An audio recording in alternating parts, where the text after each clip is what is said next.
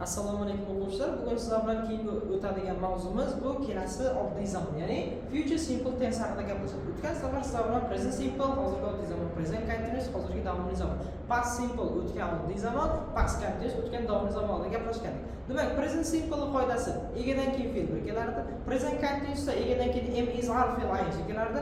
Past simple da egadan keyin fe'l ikki kelsa, past continuous da egadan keyin was var fe'l ing ishlatiladi. Ya'ni present simple yordamchi fe'li do does edi, present continuous ga am is are edi, past simple ga did edi, past continuous ga was bilan var ishlatiladi. Buni ham xuddi shunday future simple kelasi oddiy zamoni, kelasi zamonda sodir bo'lish ehtimoli bor. Ya'ni kelajakda sodir bo'ladigan ish harakatlar uchun ishlatiladi. Va buni ham o'ziga yordamchi fe'li will va shall orqali yasaladi. Agarda demak boshladik.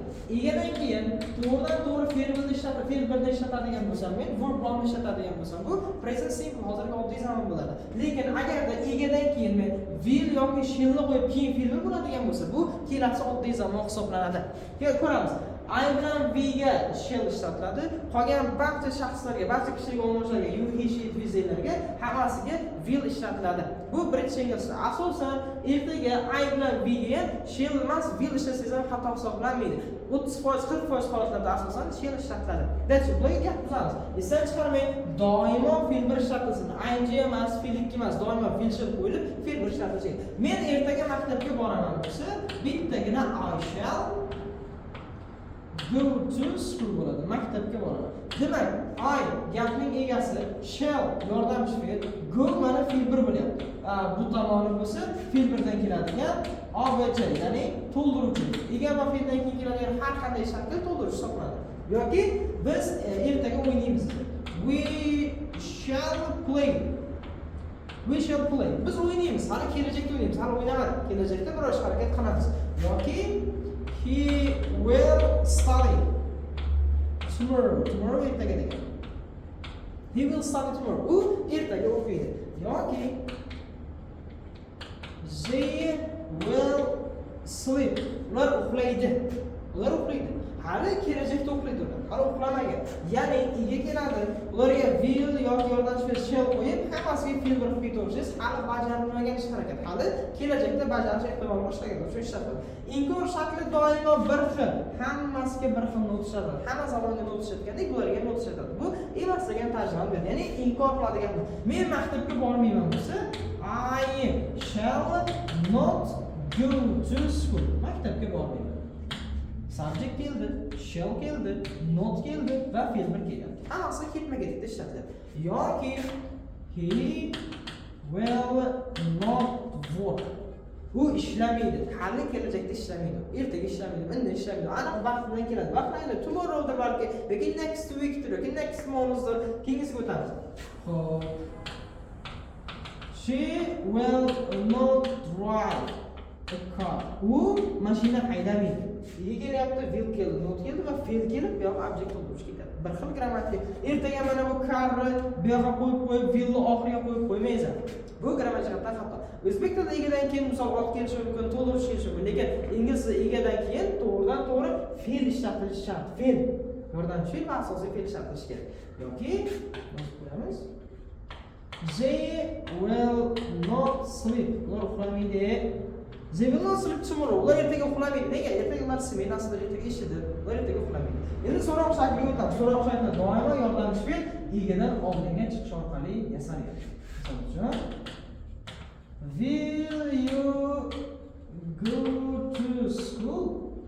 Maktabga borasizmi siz ertaga bo'lsa? Tomorrow. Siz ertaga maktabga borasizmi? Yoki will they sleep? Ular uxlaydimi? Mana hammasi birinchiga chiqadi. Yoki shall we go? Biz boramizmi? Yoki will it play? U o'ynaydimi? Mana shunday. Demak, buni bitta rasmga olasiz, videoni to'xtatib, screenshot qilib rasmga olasiz. Endi zamonlarni bir-biridan farqlaymiz. Olganlaringizdan. Demak, egadan keyin to'g'ridan-to'g'ri fe'l bir kelsa, hozirgi oddiy zamonida.